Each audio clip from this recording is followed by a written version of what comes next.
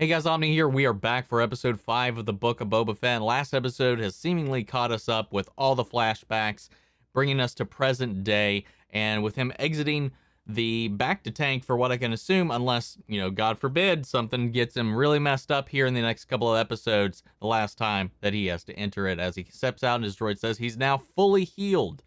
So that's really kind of kicks it off. We see some of the flashbacks, how he gets the Slave One back, how he gets... meets Fennec, how they take everything that we've seen up to this point, how we get to where they are, and it ends with him taking the throne from Bib Fortuna. Present day, we finally awaken, and it's time to move forward. He's gathering the families to try to talk out some kind of ceasefire / alliance, the best he can make out of this whole situation with them. They're not really willing to entrust themselves with him yet, but they do at least seemingly agree to stay out of their feud with the Pikes. He said, as long as this feud's going on, I at least hope you don't pick sides. That's kind of what he wants to do, threaten them with the Rancor, some fun little bits there. And he goes on further recruiting for backup because he is basically starting a war with the Pikes. Chrysanthemum joins the ranks, and the last thing we end on in the episode is him and Fennec talking about their need for muscle and that they've got plenty of credits and all this stuff, and she's like, credits to buy muscle, I can find you muscle. As she finishes that line, the Mandalorian theme plays in the background, seemingly hinting that maybe one of the recruits is going to be Din Djarin himself with the Darksaber. We'll have to wait and find out, I guess. We'll see what happens here in this episode. So if it is going to be Din, I have to imagine maybe we won't see him in this episode. This is a longer episode, but maybe one of the later ones. Or not. I don't know. Who knows? But guys, let's go ahead and get ready to dive in this. If you want to see the full-length reaction, remember it's going to be on Patreon, or if you become a member here on the channel, it gets you access to it as well. You just sync up your own footage with the time codes, and you can watch my reaction to the entire thing. Along with that, you get movie watch-alongs, all the other watch-alongs for all the other shows that we got, monthly Q&As, behind the scenes, as well as you get to vote on a monthly movie that I'll watch and do a watch-along for you guys over on those platforms exclusively. It's just one of the ways you can help support us over here, help us work towards expanding the types of things that we cover here on the channel, as well as trying to ever improve the quality of these videos for you guys. But I know not everybody can do that, and a simple way you can support the channel is simply by liking, commenting, subscribing, sharing these videos, and it really does help us out with the YouTube algorithm. That said, guys, let's go ahead and jump into Chapter 5. Here we go. Ooh! Dude, we're just kicking off with it! Man, I honestly didn't expect to immediately see him. I'm gonna give the rest of you the opportunity to walk out that door. I have no quarrel with you. Let's discuss our options.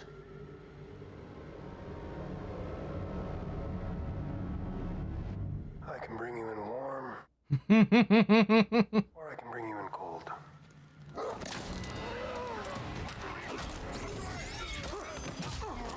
Hell yeah. Oh! Dude, fuck yes.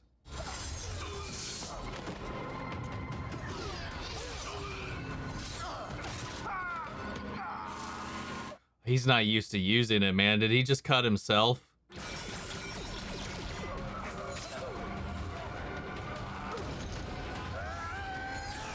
Holy shit.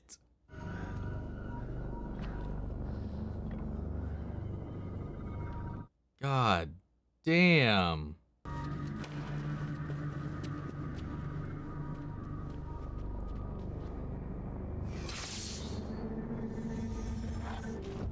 Oh, well, he took his head. Your boss is dead. You all can help yourselves to whatever you think you deserve from your former employer. Oh, yeah, we're cool with that. That's fine.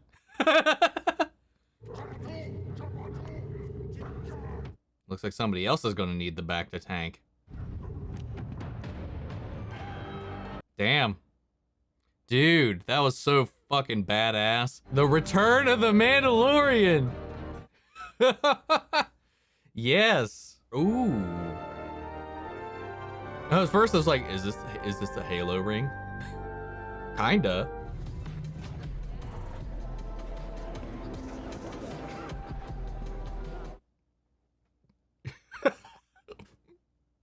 I'd put that on ice if I were you. Damn, man. This is a cool outpost.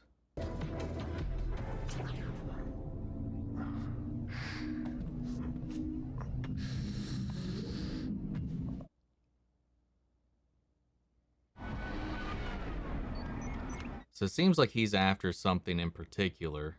That payment just happened to also be part of it. Maybe another enclave.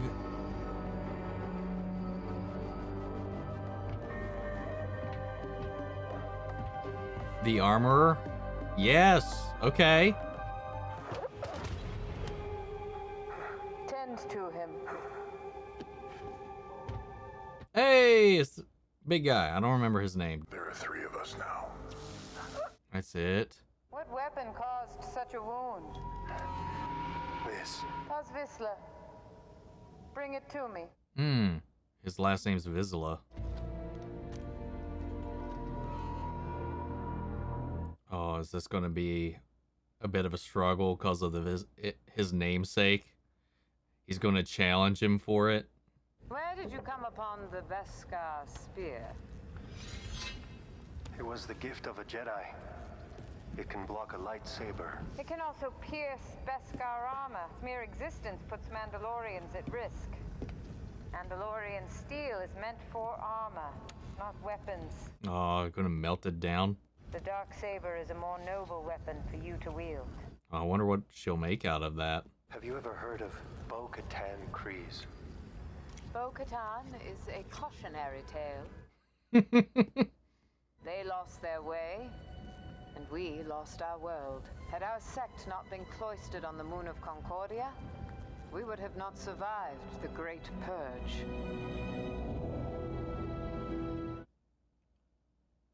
Dude. Those born of Mandalore strayed away from the path.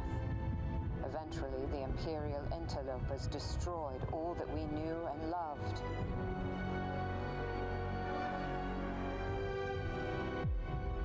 Oh my God.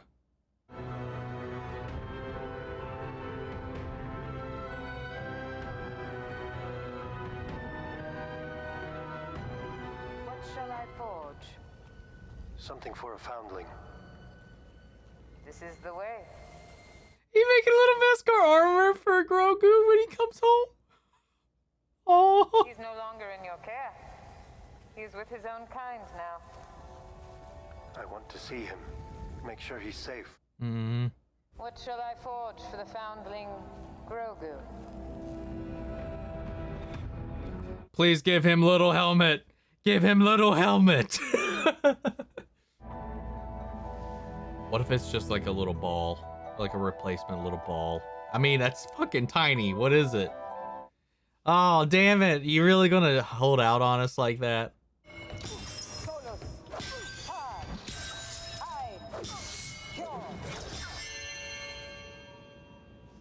Training him.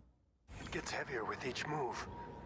That is because you are fighting against the blade. You should be fighting against your opponent. Maybe the dark saber belongs in someone else's hand. Yeah. Thought so. It was forged by my ancestor, founder of House Vizsla. And now it belongs to me. Because you won it in combat, and now I will win it from you. Dude. This episode's going hard.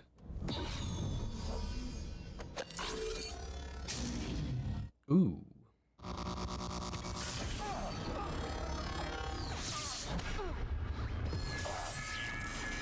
Come on, Din. Prove you're worthy.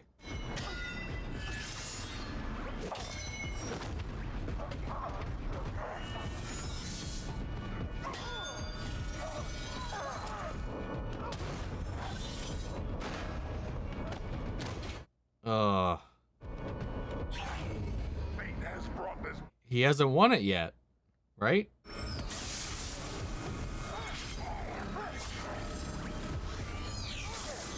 Damn, dude. It is done, Kazvisla. Have you ever removed your helmet?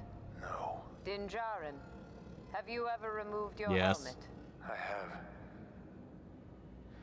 Then you are a Mandalorian no more. How can I atone? leave, apostate. According to Creed, one may only be redeemed in the living waters beneath the mines of Mandalore. But the mines have all been destroyed. This is the way.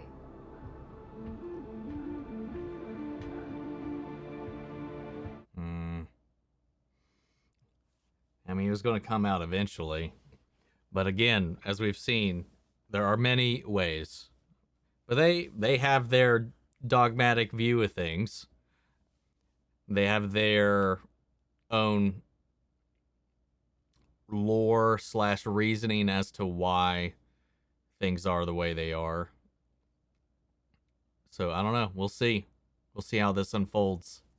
You're going to have to remove your weapons. I'm a Mandalorian. Weapons are part of my religion. I'm sorry, sir. You can't board a commercial flight with your weapons. Well, because he doesn't have a ship.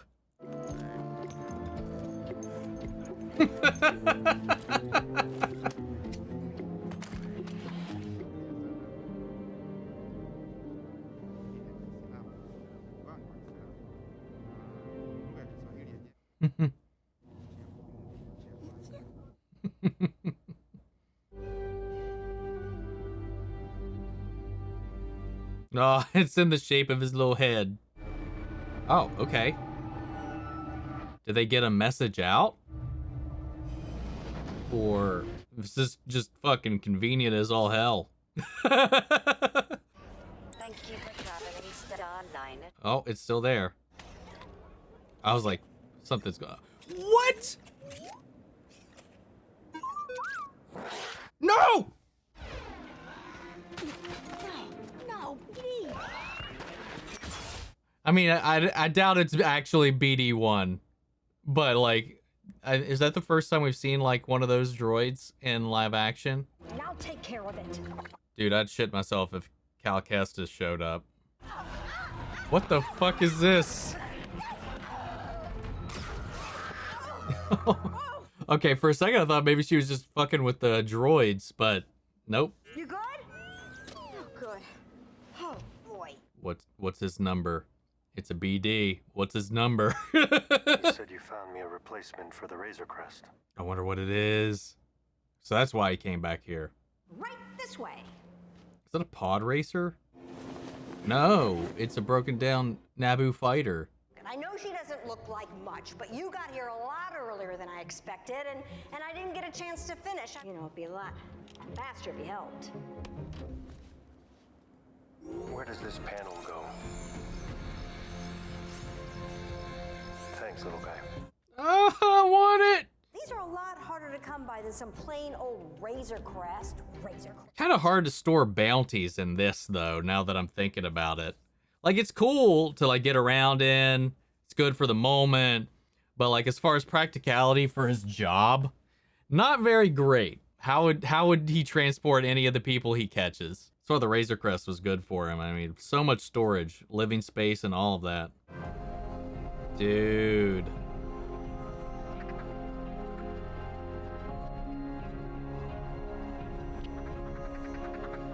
I mean, it'll be a good ship for if they siege Mandalore, I could tell you that. Watch this thing just completely fall apart.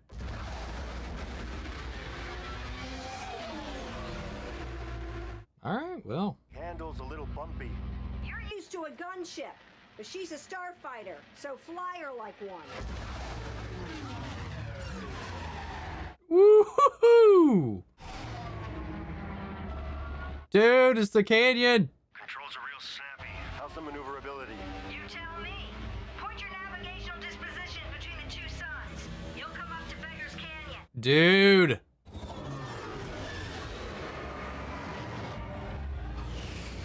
This is giving me fucking flashbacks, man. Pod racer. Let's see what she's got.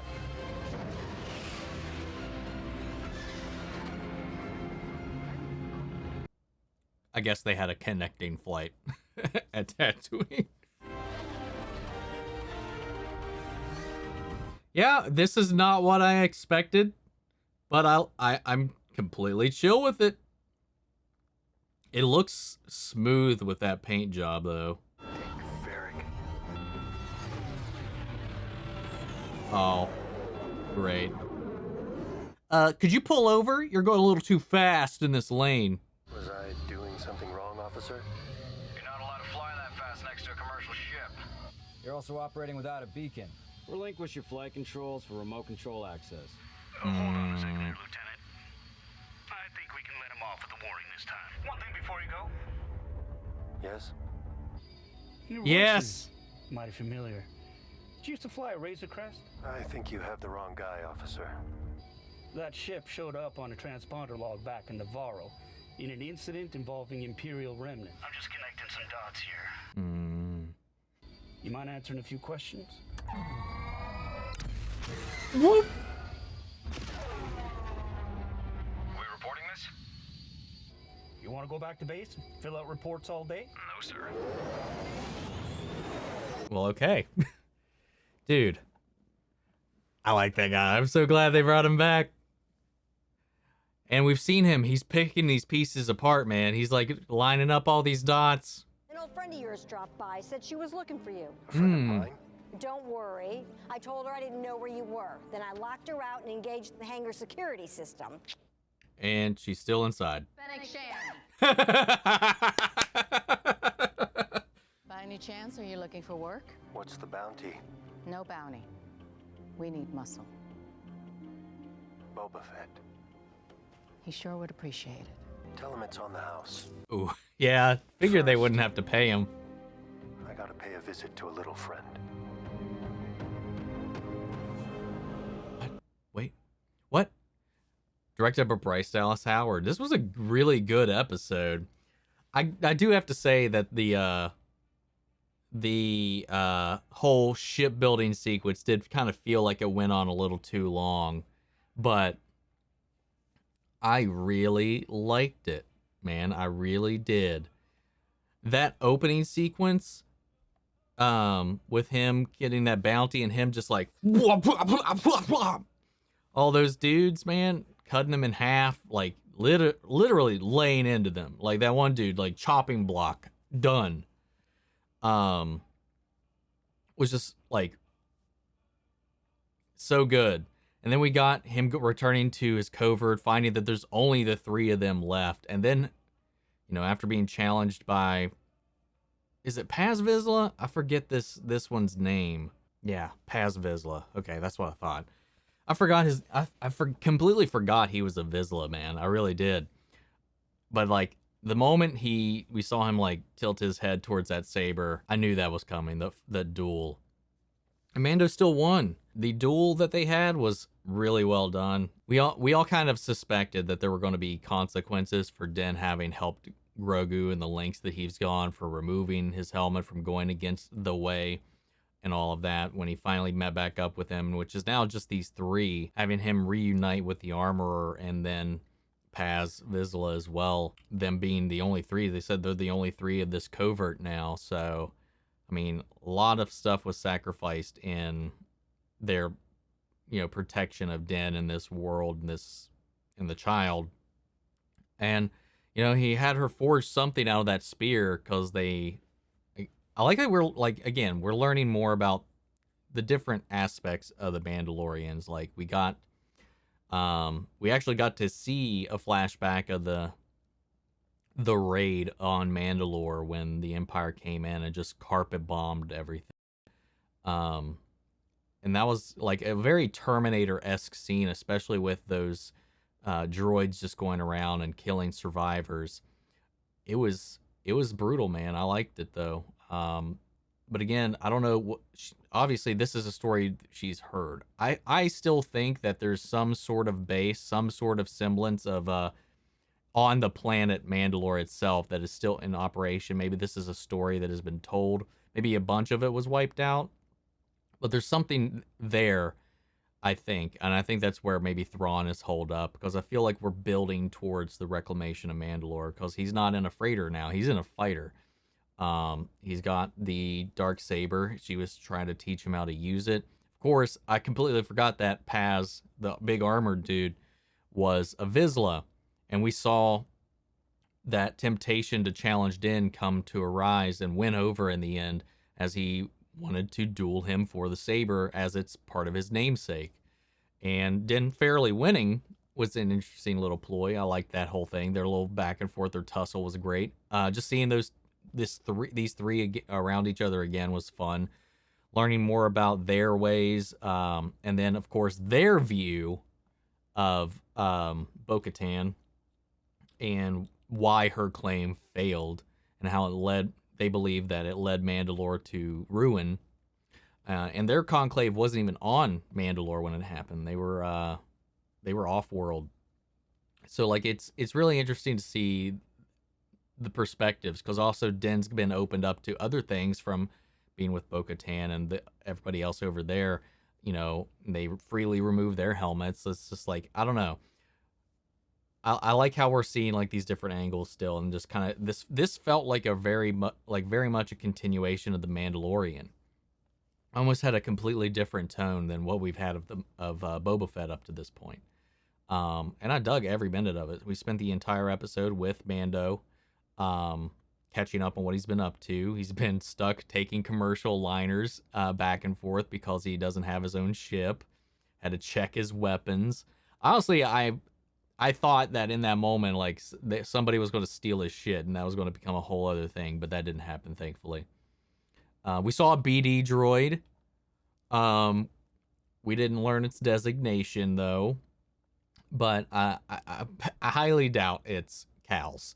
But just another BD droid. It's just, I think that's the first BD droid that we ever saw was in, or at least the first one that I ever saw was in Fallen Order. And from at least my understanding, I could have been completely wrong. I thought that was a new droid type made for that game, but I don't know. We saw it here, which was fun. Then him getting this Naboo